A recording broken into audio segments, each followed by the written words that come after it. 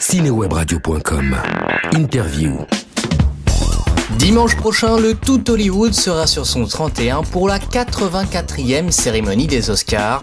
Et avec nous pour en parler sur Cinewebradio.com, un spécialiste que vous connaissez tous, Didier Alouche, envoyé spécial à Los Angeles pour Canal+. Didier Alouche, bonjour. Bonjour. Alors, première question, si vous aviez un mot ou une expression pour qualifier cette liste de nominés pour les Oscars, qu'en serait-il ? Je vais appeler ça la French Night à Hollywood, parce que évidemment il y a The Artist, mais pas seulement quoi.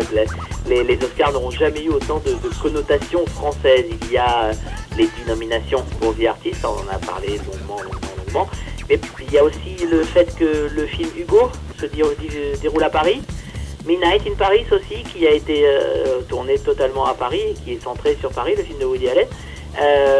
Et puis il y a aussi des films qui ont été révélés au Festival de Cannes, comme Tree of Life, la Palme d'Or de Cannes.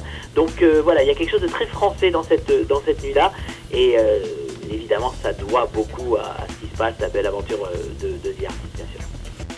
Alors avant de rentrer dans les détails, dans vos pronostics et même peut-être dans vos chouchous de cette année 2012, revenons sur un point qui aura fait débat auprès des professionnels mais aussi auprès des cinéphiles, à savoir la non-nomination ou quasi non-nomination de films comme Drive, Shame, La planète des singes ou même Tintin. Comment expliquer que ces films, pourtant salués par la critique, salués par les spectateurs, aient été mis de côté à une ou deux nominations près ? Alors, il y a plusieurs explications, film par film. C'est pas, vous savez, les Oscars, c'est pas une science exacte. Ce sont des gens qui choisissent, ce sont des gens qui votent pour les films qu'ils aiment, et voilà quoi. Donc à partir de là, ils se trompent, ils se sont souvent trompés. Disons qu'il y a souvent eu des oublis, mais l'un dans l'autre, j'ai envie de dire en moyenne, ça va quoi. C'est jamais des énormes erreurs, c'est jamais des énormes. Il y en a eu, mais en gros, dans la majorité, ils font le bon choix. Oui, cette année, moi, je suis un peu vert qu'il n'y ait pas Drive, parce que je considère que c'est un des meilleurs films de l'année dernière, voire de ces 5 dernières années. Moi, j'adore Mélancolia aussi. Oui, et Kirsten Dunst, elle méritait largement une nomination pour ce qu'elle fait dans le film. Oui, bien sûr, oui, non, il y a plein d'oublis. Je ne comprends pas qu'un film comme Extremely Loud et Incredibly Close soit nommé parmi les meilleurs films. Pour moi, ça me dépasse. Je trouve ce film complètement raté. Donc voilà, oui, non, après c'est des goûts personnels, c'est des gens qui votent, et personnellement, j'aurais voté pour d'autres films, quoi. Alors, quels sont vos chouchous et vos pronostics pour ces Oscars 2012, Didier Alouche ?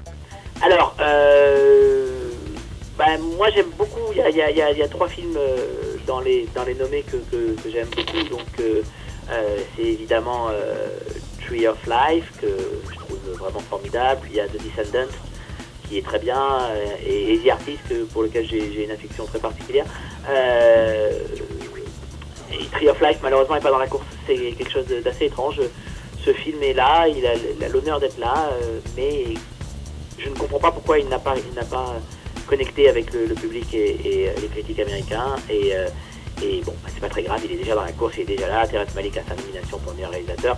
Pour moi, c'est un des meilleurs films de ces 10 dernières, 20 dernières années. C'est un film aussi important que 2001 l'était à l'époque. Et à l'époque, 2001 n'avait pas eu du tout de nomination aux Oscars. Donc c'est pas très grave, l'histoire du cinéma décidera autrement plus tard. Ensuite, il y a Descendants, que je trouve un film très réussi, le film d'Alexander Payne. Et puis il y a The Artist, bien sûr, pour lequel j'ai beaucoup d'affection à plein de niveaux, parce que d'abord j'ai suivi l'aventure de ce film depuis le début, depuis le tournage, puisqu'ils ont tourné ici à Los Angeles, et j'ai découvert pour Canal, pour la chaîne pour laquelle je travaille ici. Et ensuite je les ai retrouvés à Cannes, je les ai retrouvés à Toronto, je les ai retrouvés un petit peu partout pendant la campagne Oscar. Et donc voilà, j'ai une affection un petit peu personnelle. Et puis j'ai aussi, j'aime bien les projets couillus, j'aime bien les projets qui en ont, j'aime bien les projets qui essayent autre chose et qui réussissent, quoi. Donc là, essayer un film en noir et blanc, muet, et l'amener aussi haut, aussi loin dans sa carrière internationale, parce que aujourd'hui, on va pas faire les faux modestes, c'est The Artist qui est le favori aux Oscars 2012, et l'amener aussi haut, l'amener aussi loin, alors partant d'une idée qui est tellement improbable, je trouve ça vraiment bien, je trouve ça vraiment fort, c'est vraiment très fort ce qu'ils ont fait. Et voilà, après, on a des réserves sur le film, on a des réserves sur ce que le film vraiment, mais l'aventure qu'ils vivent est vraiment très belle. Dernière question, Didier Alouche, quels sont les films que vous attendez le plus cette année ? quels sont les films que j'attends en 2012? Oh là là, il y en a plein. Il y a une année, il y aura 2 Tim Burton, puisqu'il y aura Dark Shadow et le dessin animé Frankenweenie.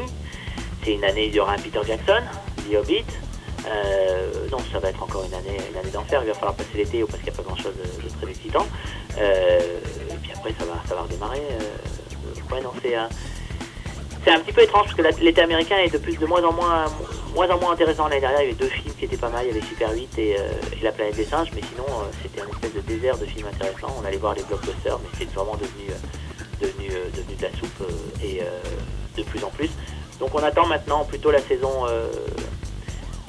d'après, c'est-à-dire à partir de septembre où les meilleurs films sortent. Et puis heureusement, moi je suis fan de films de genre, donc il y a plein de films de genre qui sortent des petits films de genre qui sortent entre les deux. J'ai eu la chance d'aller à Sundance et j'ai vu un film qui s'appelle VHS qui va faire énormément de bruit. Non, il y a plein de films que j'attends heureusement.